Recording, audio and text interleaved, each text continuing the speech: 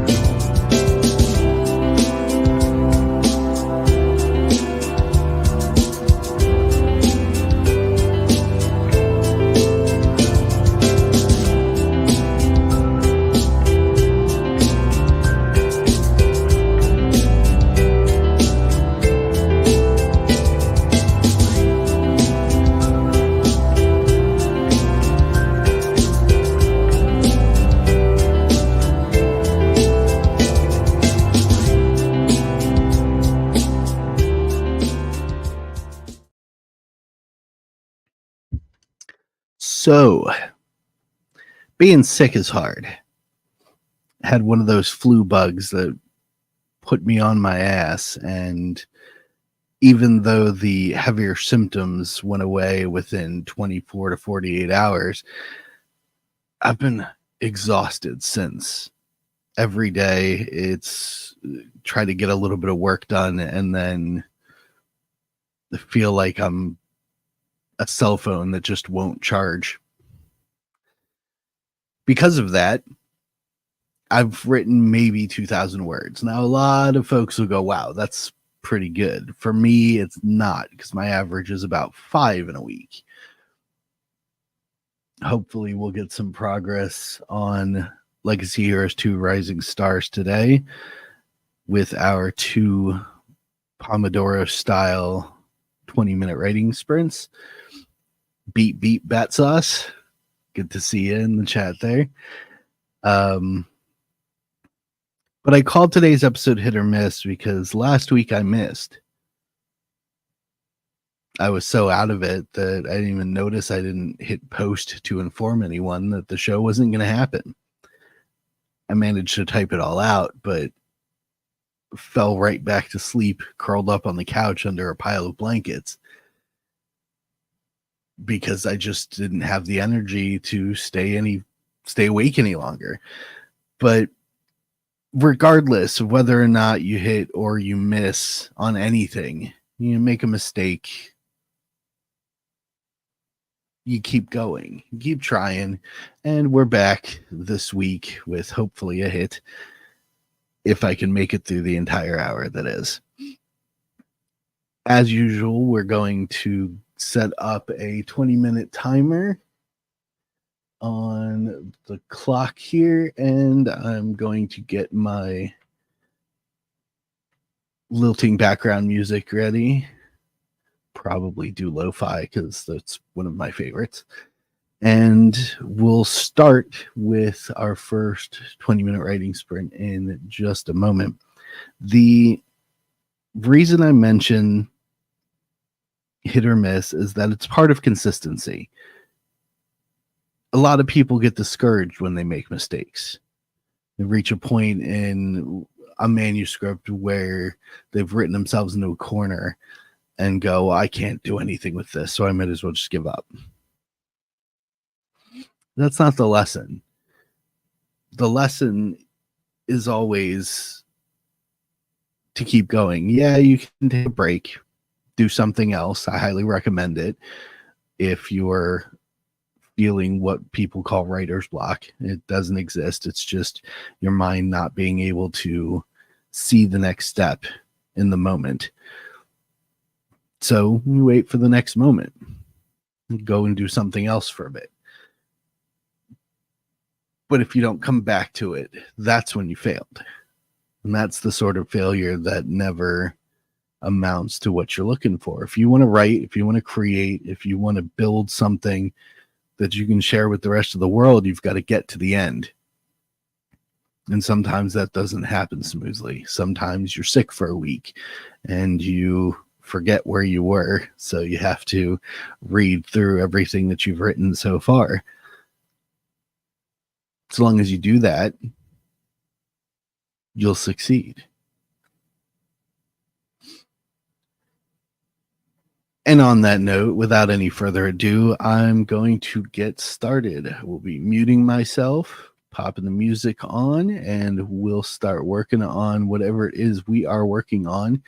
You work on whatever you would like to get done, and I am going to keep writing Legacy Heroes 2 Rising Stars. I am on a chapter that is Shadow Strike centric, which is a lot of fun for me because I really enjoy the character. So I'm hoping I have the mental acuity and energy to put some good words to paper today. Let's find out. 20 minutes are up on the clock, and we're going to start the music now. I'll see you in 20.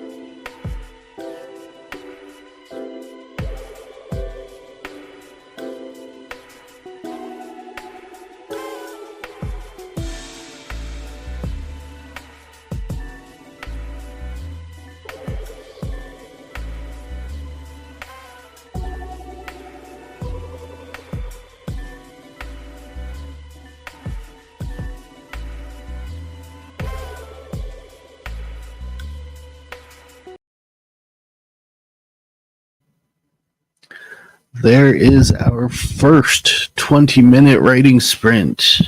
Hope you got some work done. I definitely did, though I could feel myself fading pretty quickly towards the end of that 20 minutes. I was running out of juice and thoughts. Regardless, getting some progress done felt really good after so many days of resting and starting to feel a bit stir crazy.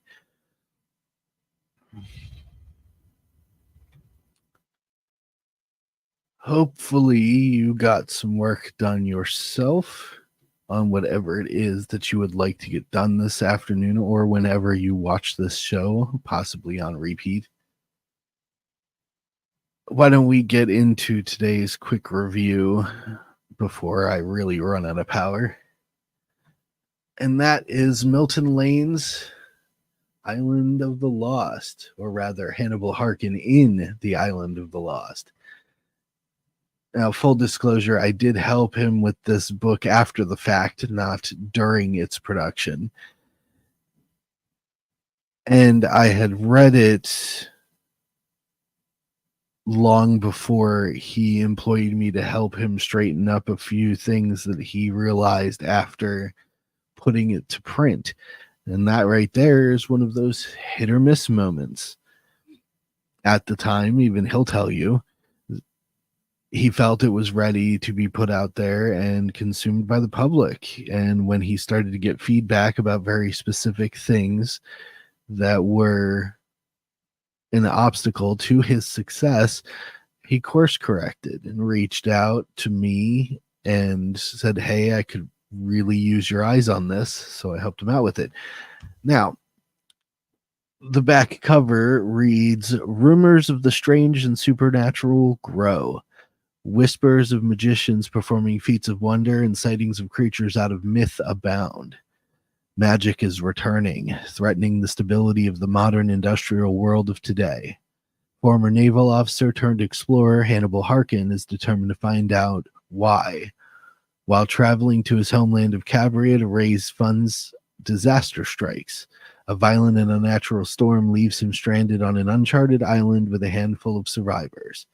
They're not alone, and the locals are none too friendly. Enemies, both old and new, inhabit the land. Friends are few, resources are scarce, and not all allies are trustworthy. The odds aren't favorable, but in Hannibal's line of work, they rarely are. He'll need to rely on his wits, courage, and an odd assortment of survivors if he is to escape the Island of the Lost.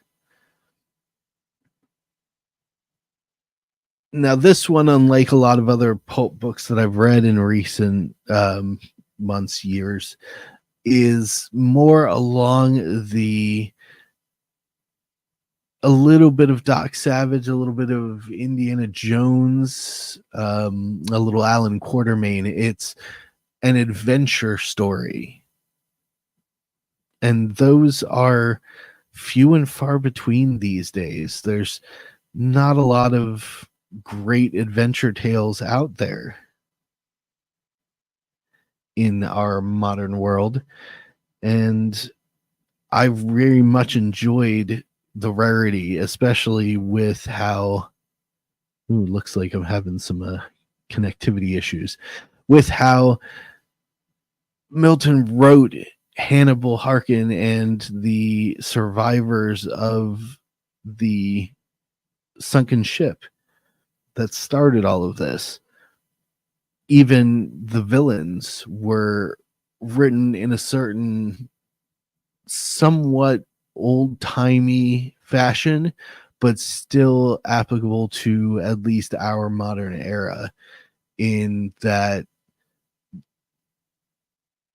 they weren't cookie cutter. They had depth, they had meaning, and they had purpose, not just within the confines of the story, but specifically within the confines of the world that he had created, which centered around this mysterious island that no one knew existed.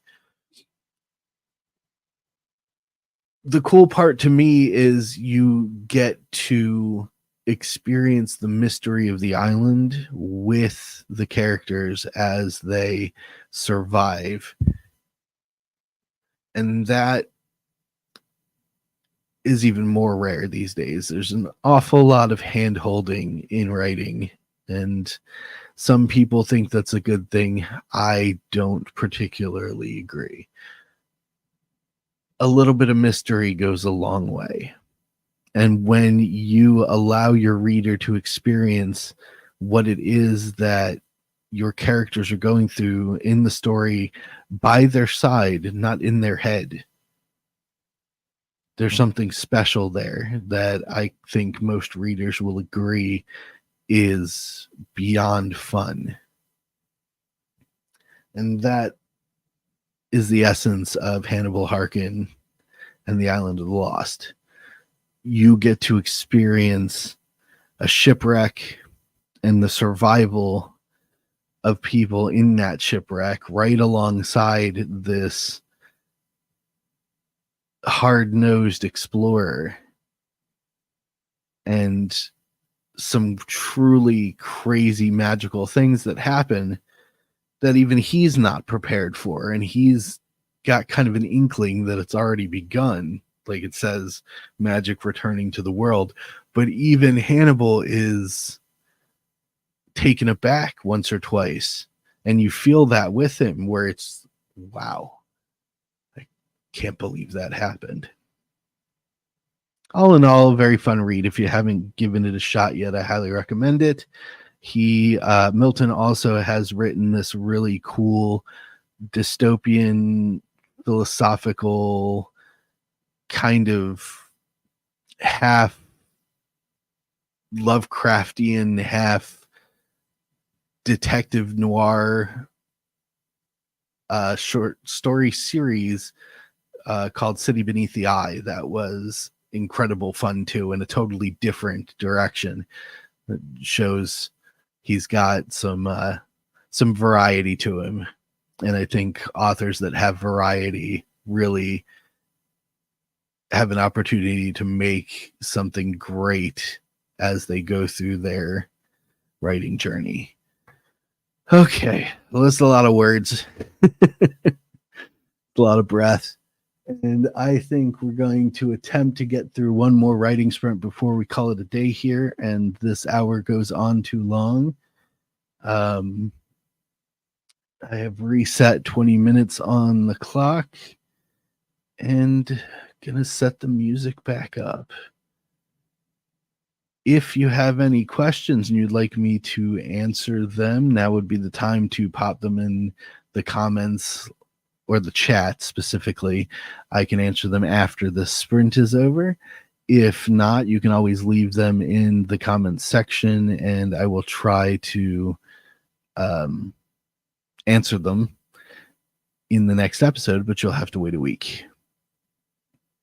For now, let's not worry about that and get right back into it with writing sprint number 2. Ready, set, go.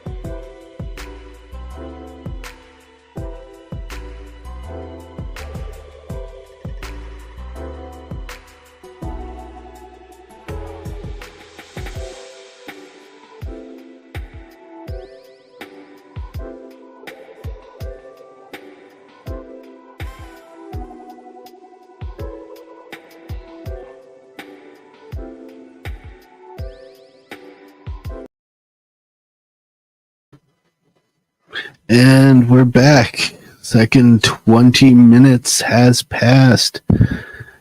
How'd you do? What did you do? Let's see how far I actually got.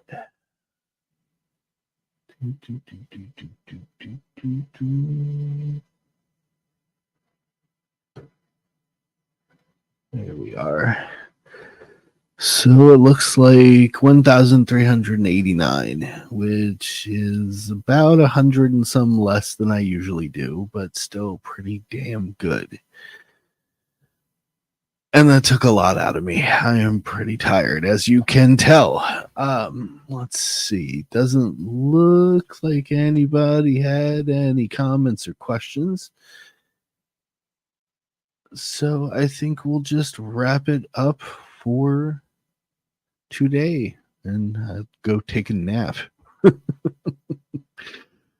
Hopefully this thing leaves me alone. Oh, Batsaw says, I hate you for being able to write that much so quickly. You can do it too. I can show you how. It's literally what I do for anybody who takes me up on my coaching service. I will teach you how to be ready to write and have your mind so open that the words just flow right out at your pace. It may not be 1,500 words in an hour, but it'll be a lot, and it'll be something that you can be continuously excited to keep working on day after day. I've been developing the system for 3 years now. I call it the mood machine. I've talked about it a few times on the Twix. If you'd like to know more, you can reach out to me on the Twix, as Rice calls it, at Mr. DP Riley, or you can find my services directly on whimsyland.org, where I keep links to books, merch, my laureate Discord group for creators, and anything else that I've ever put out, actually, with the exception of the comic book, because I haven't gotten around to putting a button on there yet. Should probably do that. Fulfillment of those comics, by the way, will be starting on Monday, regardless of how tired I am. Everything is in, everything is ready to be shipped out. I just need to do the addresses, which I'm working on a label making system first thing tomorrow morning.